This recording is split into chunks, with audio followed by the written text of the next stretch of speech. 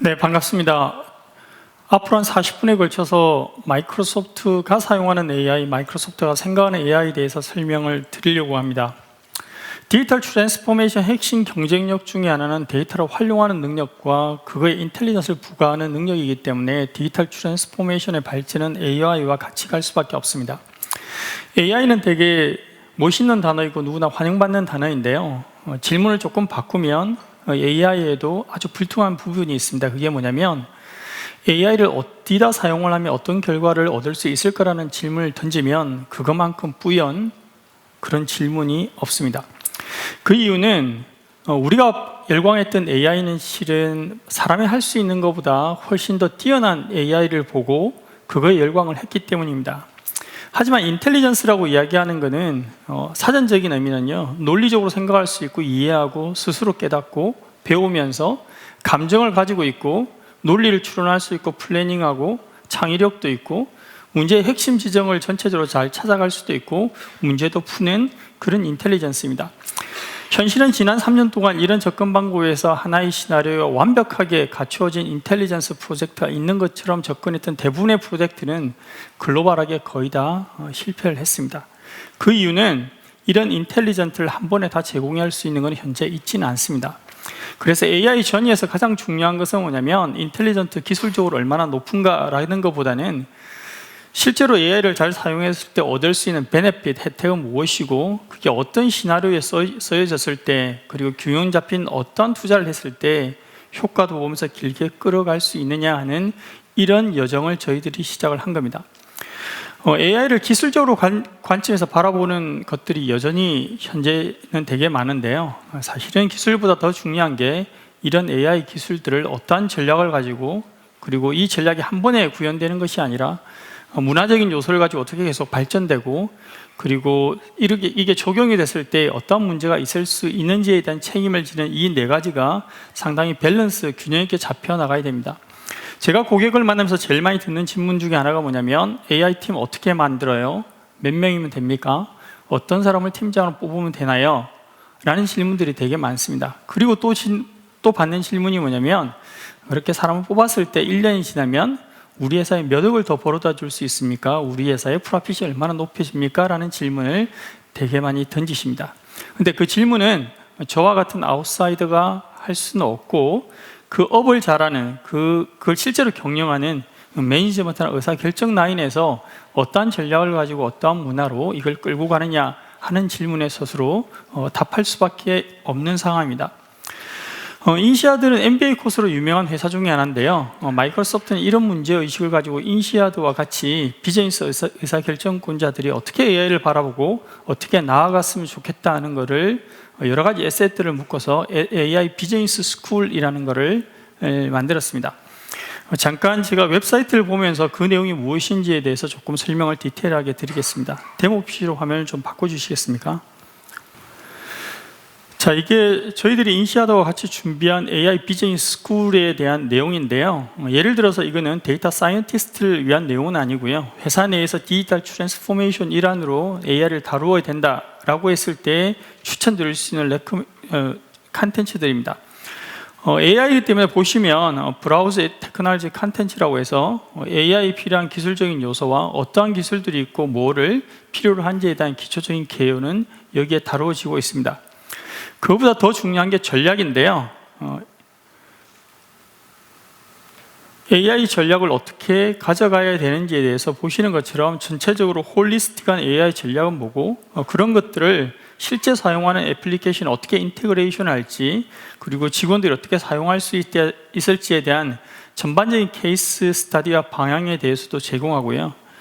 더 중요한 게는 컬처를 만드는 게 상당히 어려운 일이긴 한데 AI를 조직에 심었을 때 그때 생길 수 있는 AI 이네이블된 컬처의 중요성은 뭐고 어떻게 만들 수 있고 그리고 여기에 프레임워크는 뭐냐면 AI를 실제로 회사 내에서 접목을 했을 때 awareness, desire, knowledge, ability, reinforcement를 어떻게 하고 여기에 필요한 각종의 모티리티 레벨을 어떻게 향상시킬 수 있을까와 더불어 좀 올라가시면 이런 것들 각각의 인더스트리, 매니팩처링, 리테일별로 잘 나누어져 있어서 이 인더스트리에 내가 의사결정권자로서 AI를 위해서 어떻게 접목을 하고 어떻게 전략을 짜고 어떻게 만들 수 있는지를 보실 수 있게 잘 정리가 되어 있습니다.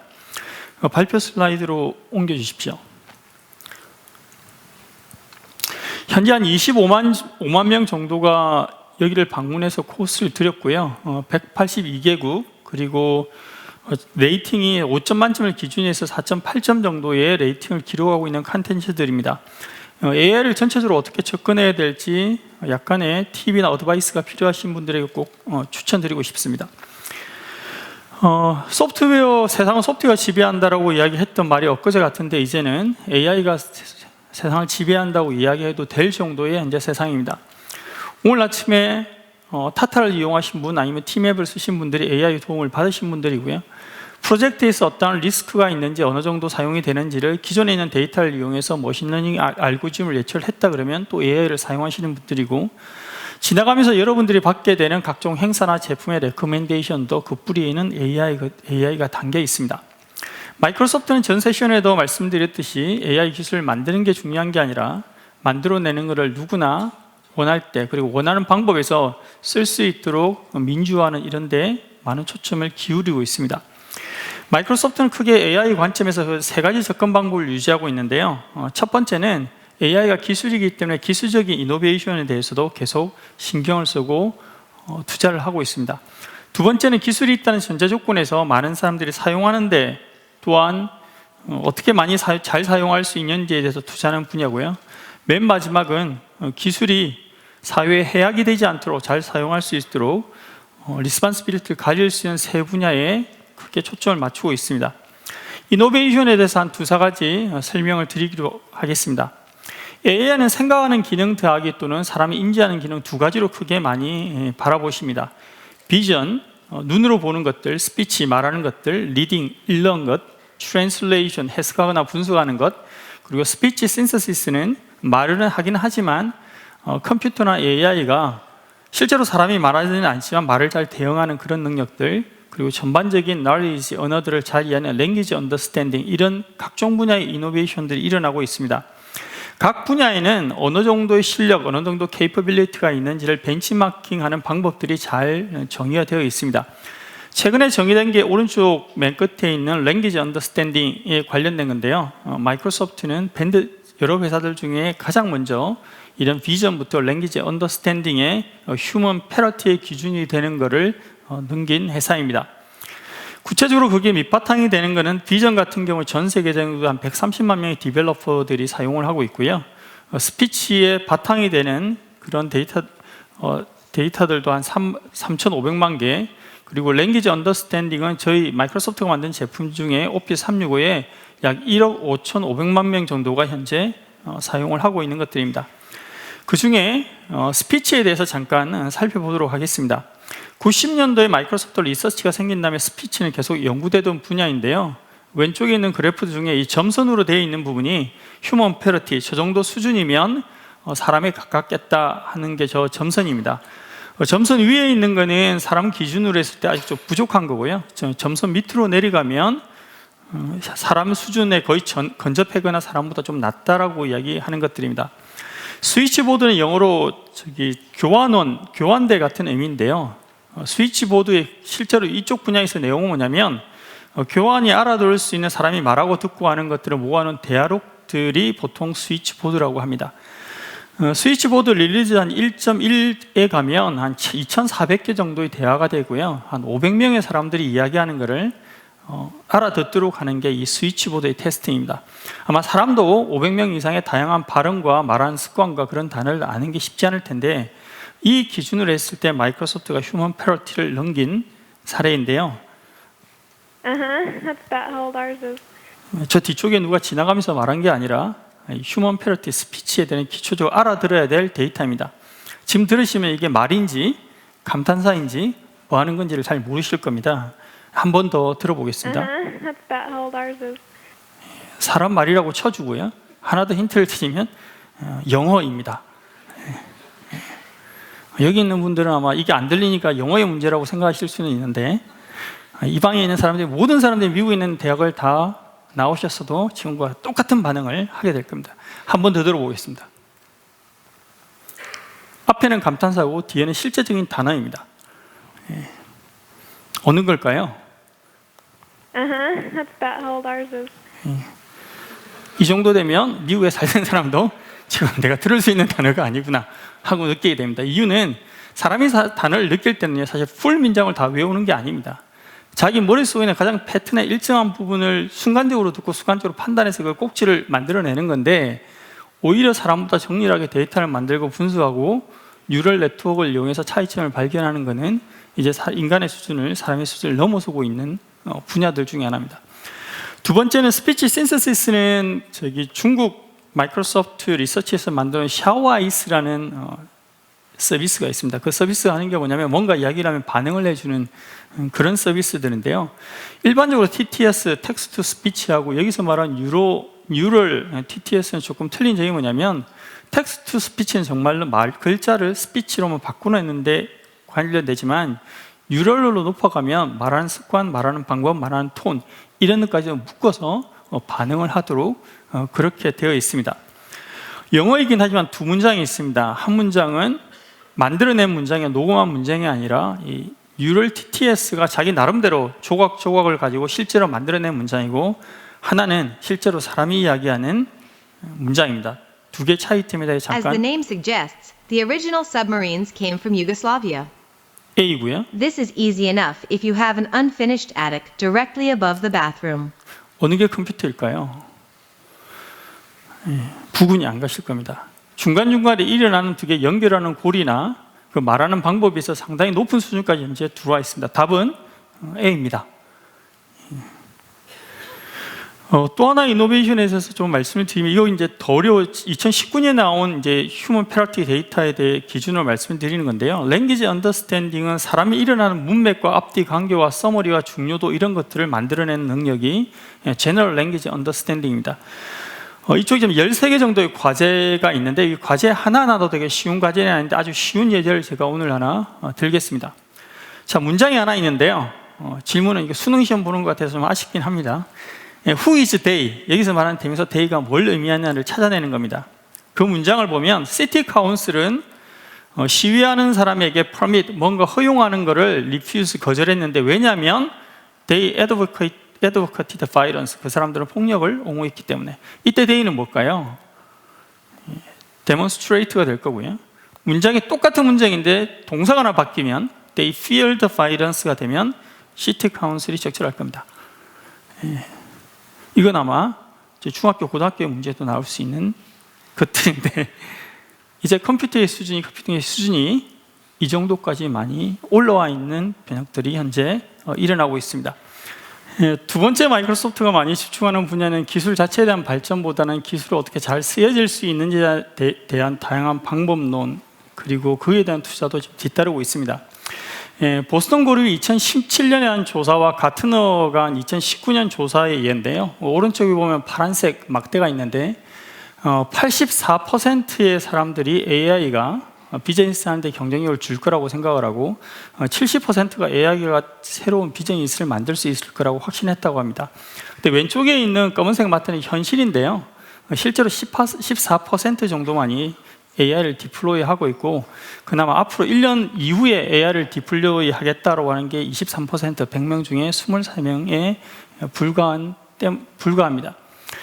AI를 하기가 쉬우냐? 쉽지 않습니다. 현업이 가장 힘든 것은 첫 번째가 AI를 만들 원천 데이터가 없다는 게 가장 큰 어려움입니다. 그러니까 데이터 드리븐 이코노미가 되면 AI도 되게 쉬워질 거라는 게 이런 맥락인데요.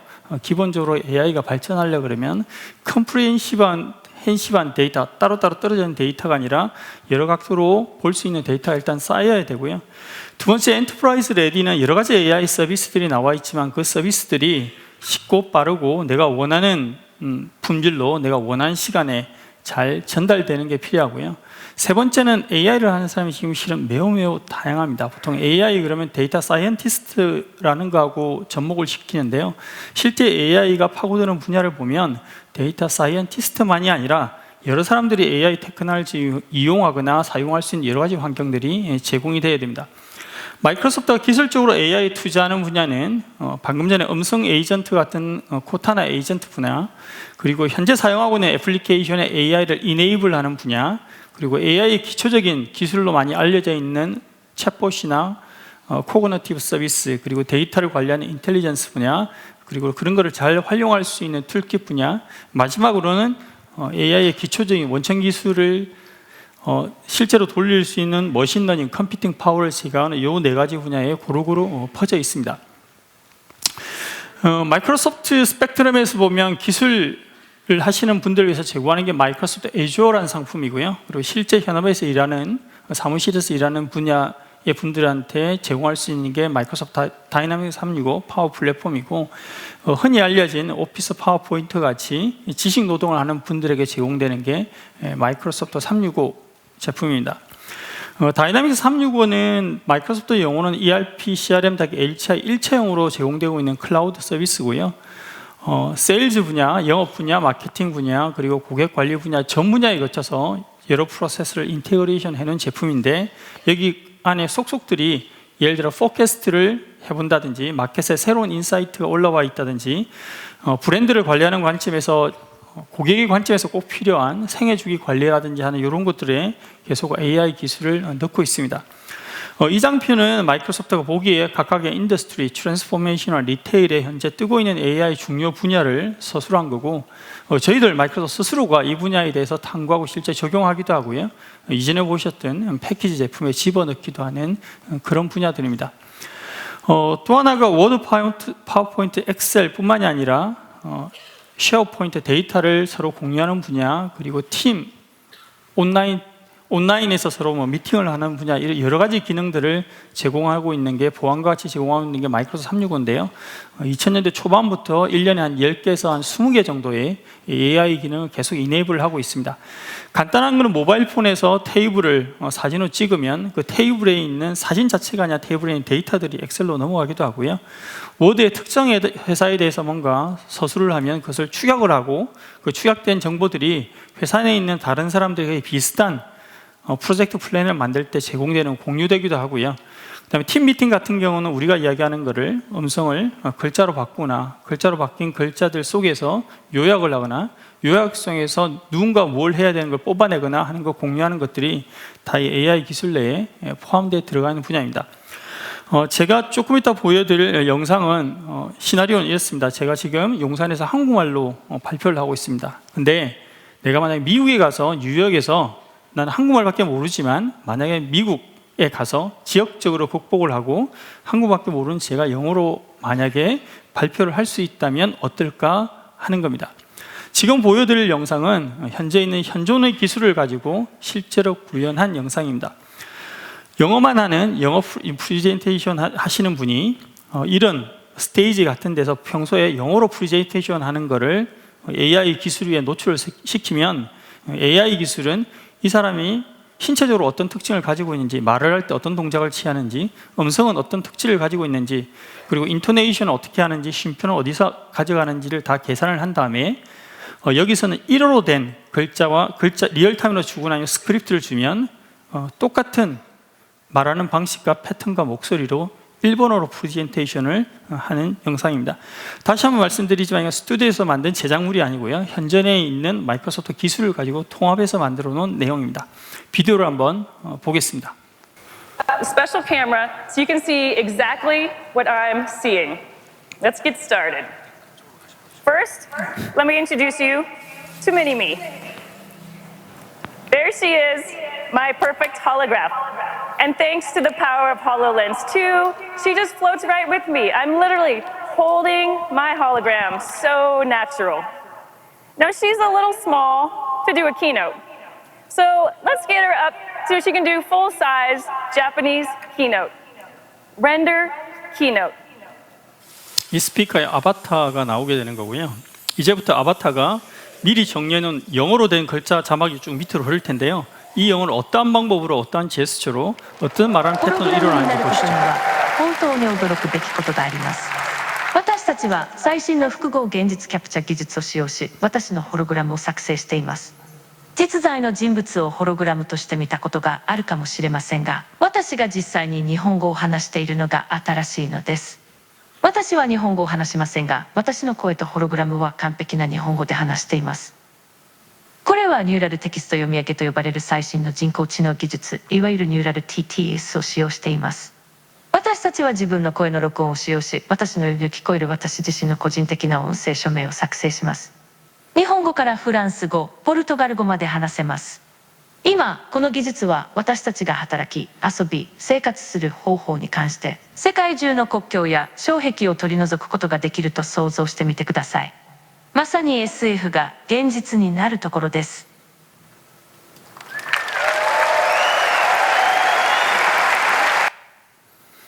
보시는 것처럼 단순 글자의 번역뿐만이 아니라 톤과 말하는 방법, 사람에 대한 특성들이 잘 Special 녹여 camera. 들어가서 So you 할 수 있는 겁니다. 두 번째 보여드릴 것은 우버 사례입니다. 한국도 모빌리티 서비스가 각광인데요.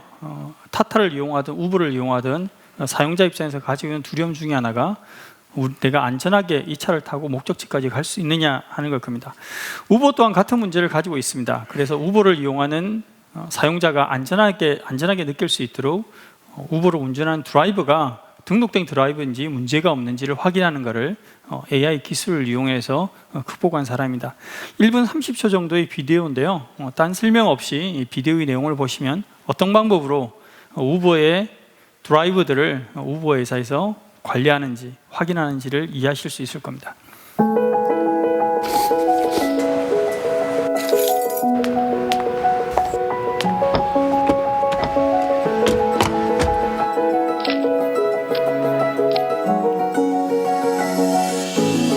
We come to work every day to pilot, test, and launch new technology solutions. Real-time ID check is the latest technology example where we at Uber are constantly developing and testing new solutions to predict, prevent, and reduce security risks in ways that weren't possible before. It's through this partnership with Microsoft that we've been able to develop this technology quickly and ensure that every rider and every driver has an excellent experience. Real-time ID check is a prompt that appears in the driver's app asking them to take a self-photo. We can do a check in real time to make sure that that identity of the person who took the picture matches the account holder who's been approved to drive.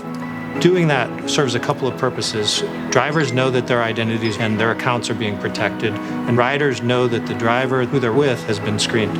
Jen? Yeah. Real-time ID is a smart technology. What that means is it factors in and addresses the edge cases. The situation where the driver is wearing glasses or a hat and they weren't in the identification that we have on file. The beautiful thing is it can recognize these changes and ask the driver to remove their sunglasses or retake the photo. The partnership with Microsoft Cognitive Services allowed us to go from idea to execution to implementation across the country in a matter of months. Already, we've been able to make thousands of rides safer, and very soon we're going to be making millions of rides safer through this technology.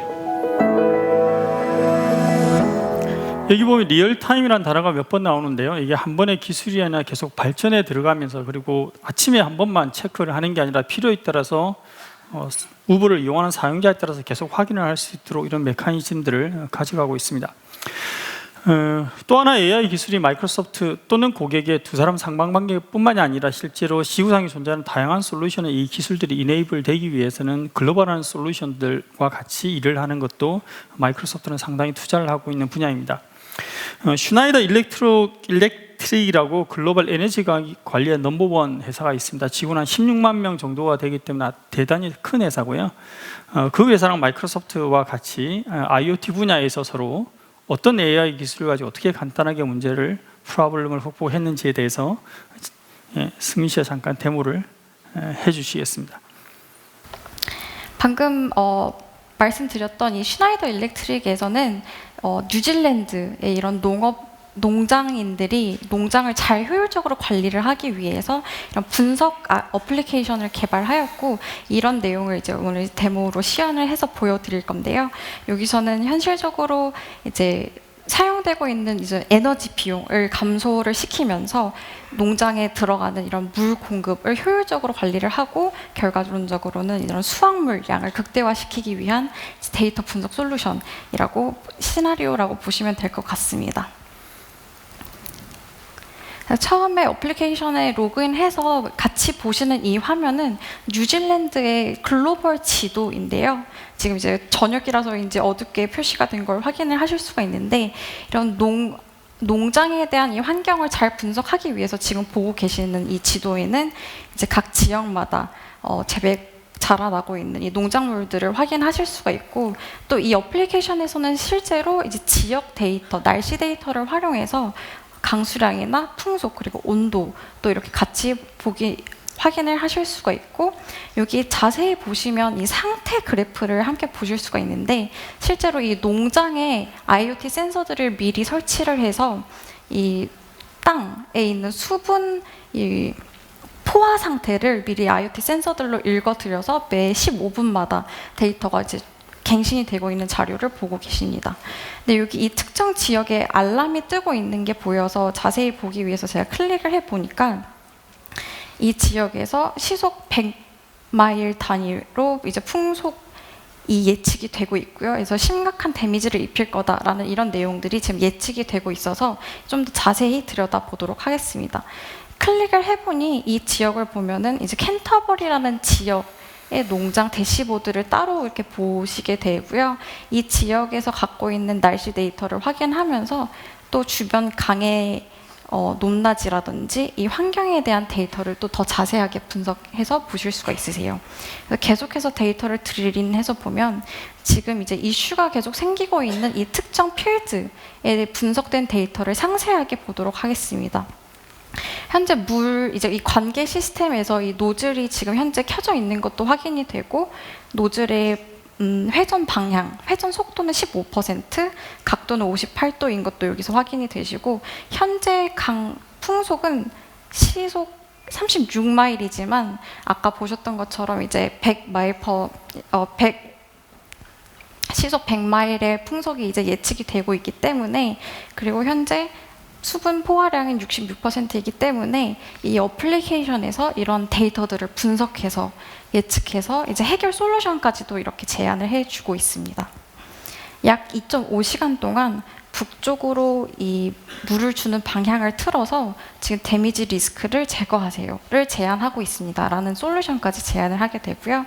제가 만약 실행 버튼을 누르게 되면 실제로 이 농장에 이어져 있는 이 노즐에 붙어 있는 이런 IoT 디바이스들이 이런 문제들을 해결하는데 제 도움을 주고 있습니다. 실질적으로 지금 보여드린 데모는 농업 인더스트리에서의 솔루션이지만 이렇게 현재 가지고 있는 자원을 효율적으로 활용하고 또 비용을 감소시키는 이런 예측 분석이라든지 이런 고급 분석 솔루션은 아마 다양한 인더스트리에서도 활용될 수 있을 것 같습니다. 아주 간단한 마지막 데모를 승민이한테 부탁드리고 내려가도록 하고요. 현재 데이터 사이언티스트가 많아지고 모델 위주로 머신러닝 위주로 지금 많은 것들이 진행되고 있는데 가장 아픈 분야 중에 하나가 오늘 이 모델을 냈을 때 어떤 결과가 나왔고 모델을 바꿨을 때 어떤 좋은 점이 있었고 그 모델이 한 팀이나 여러 팀에서 어떻게 공유되거나 서로 연결될 수 있는 그 연결고리를 찾아내는 게 현재 머신러닝 분야의 큰 페인 포인트 중에 하나입니다. 승민 씨 실제로 예전 머신러닝에서 버저닝이나 릴리스 매니지먼트 어떻게 하는지 아주 간단하게 좀 설명을 부탁드릴게요.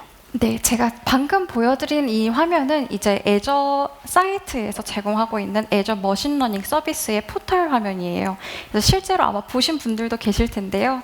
애저 머신러닝의 서비스를 활용하시게 되면은 이 왼쪽에 보시는 것처럼 머신러닝 모델을 개발하는 이런 환경들도 저희가 제공을 하고 있고 개발한 머신러닝 모델을 활용하는 방법들 그리고 머신러닝 학습을 시킬 때 뭐 GPU라든지 사용할 수 있는 컴퓨터 리소스 아니면 연결할 수 있는 데이터 스토리지까지도 보실 수가 있는데 뭐 R이나 파이썬으로도 코드단에서도 머신러닝 모델을 개발하실 수도 있지만 이런 식으로 파이프라인 형식으로도 모델을 간편하게 개발하실 수가 있습니다.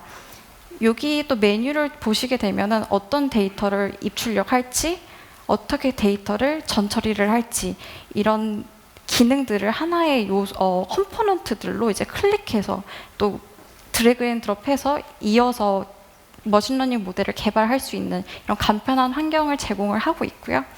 이런 환경을 개발하는 환경만 제공하는 게 아니라 이제 이런 개발한 머신러닝 모델 자체를 하나의 웹 서비스처럼 배포할 수 있는 이런 환경도 제공을 해드리고 있습니다. 그래서 클릭 한 번만으로도 이 모델 자체를 배포를 하실 수가 있고요. 만약에 배포하게 된 이 모델에 대한 버전을 이런 식으로 관리를 하신다든지 언제 이 모델이 학습되어졌고 어떤 알고리즘들이 쓰여지고 있는지 이제 버저닝까지도 아주 간편하게 확인을 하실 수가 있습니다. 그래서 따라서 애저 머신러닝을 통해서 아주 편리한 환경에서 익숙한 언어들 아니면은 편리한 선호하는 환경으로 머신러닝 모델을 개발하시고 또 배포하시고 활용하는 것까지도 이제 보여드리고 있습니다. 떨리는 첫 무대를 끝낸 조성민 씨에게 큰 박수 부탁드립니다. 감사합니다. 자, 저희 마이크로소프트 이야기를 좀 너무 한 것 같은데요. 지금은 실전에서 AI 기술을 가지고 비즈니스를 뚫고 나가시는 고객 한 분을 모시겠습니다.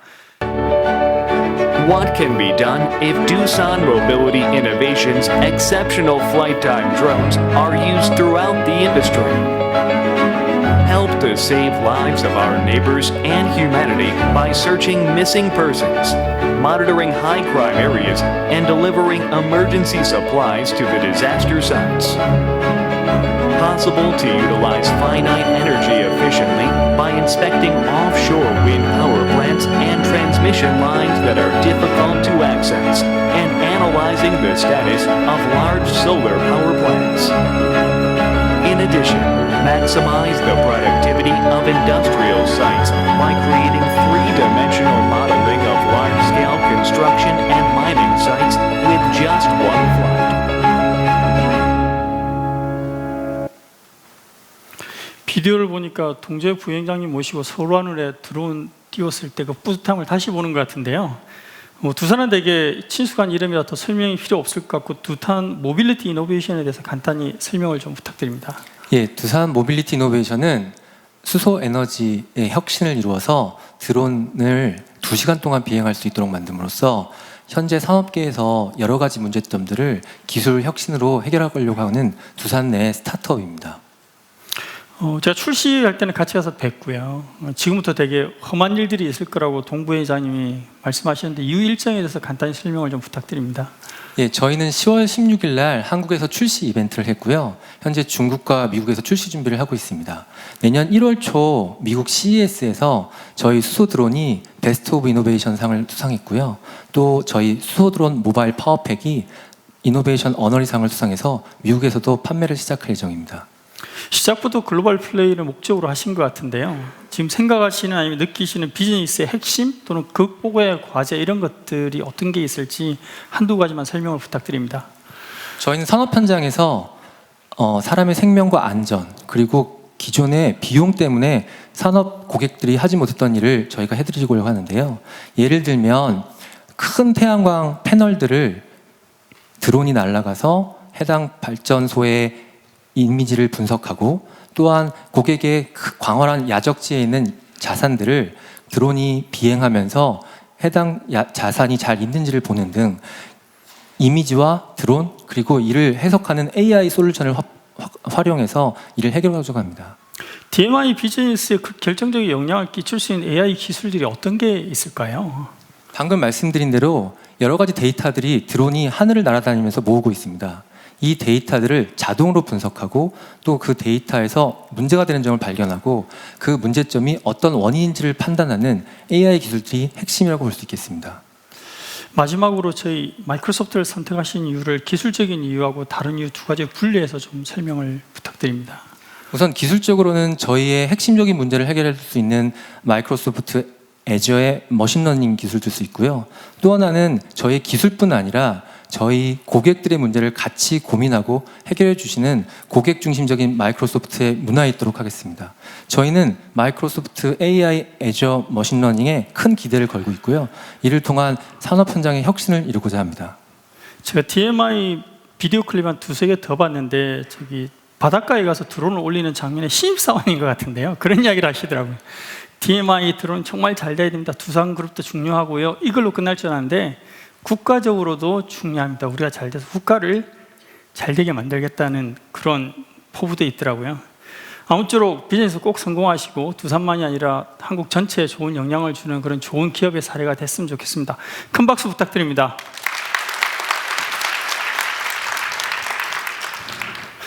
지금까지 말씀드린 AI도 사실은 시작입니다. 아직도 AI에 많은 기술들이 정복되거나 해야 될 게 있는데요. 자세한 내용은 드리지 못하겠지만 머신 러닝이 아니라 머신 티칭, 그리고 전력, 그리고 컴퓨팅 구조를 바꾸기 위한 옵티컬 컴퓨팅, 그리고 기계와 기계만의 인터랙션이 아니라 기계 또는 사람, 그리고 기계와 생물과의 인터랙션, 그리고 바이오 테크놀로지 컴퓨팅, 이런 것들이 계속 뒤에 밀려오고 있고 마이크로소프트의 투자들이 계속 이루어지고 있는 분야입니다. 미국에서 핵폭탄을 만들던 프로젝트로 알려진 맨하탄 프로젝트에서 로버트 오펜하이머가 독일에 있는 경쟁자를 몇 주 차이로 제끼고 핵폭탄을 처음으로 만들고 이제 투하를 했습니다. 그 당시만 해도 너무너무 잘했다고 생각을 했는데 실제로 떨어진 핵폭탄을 보고 후회하면서 그리고 그거에 대한 여러 가지 부작용들을 이야기하고 말하는 그런 사람으로 나머지 일생을 보낸 오펜하이머가 있습니다. 아마 핵폭탄보다도 AI 기술들이 에그리게이션이 된다면, 한 사업자가 결정하는 게 아니라 에그리게이션이 된다면 훨씬 더 핵폭탄보다 훨씬 더 많은 영향력을 미칠 수 있는 분야라고 생각을 합니다. 그렇기 때문에 AI 기술을 임플리멘테이션하거나 이용하는 것보다 더 중요한 게 어떻게 사용될 수 있는지, 어떤 책임을 질 수 있는지에 대한 책임감과 윤리의식이라고 생각합니다. 92년도에 마이크로소프트 랩에서 AI 연구한 이후에 마이크로소프트는 AI를 사용할 때 필요한 프린시플들을 아래와 같이 fairness, reliability, privacy, inclusive, accountability, transparency가 정의하고 이걸 실제로 구현하기 위한 각종 프랙티스, 예를 들면 어떤 디자인 컴포넌트에서 어떻게 임플리멘테이션 할 때 디플로이먼트 고려해야 되는지, 그런 걸 쉽게 할 수 있는 툴들도 개발하고 있습니다. 아까 보여드린 머신 러닝도 그 중에 하나인데요. 그 안에 들어있는 속속들이 들어가 있는 것들을 보면 이런 프린시플들을, 이런 프랙티스를 어떻게 잘 유용하는지도 같이 봐주시면 크게 도움이 될 것 같습니다. 물고기가 물을 벗어나지 못하듯이 회사나 기업체는 사회를 벗어날 수는 없습니다. AI 기술 동안 기술을 비즈니스만이 아니라 생태계를 건강하게 보유하는 분야, 그리고 아실지 모르겠지만 실제로 한국만 해도 5명 중에 1명꼴이 장애인 분류에 실은 속합니다.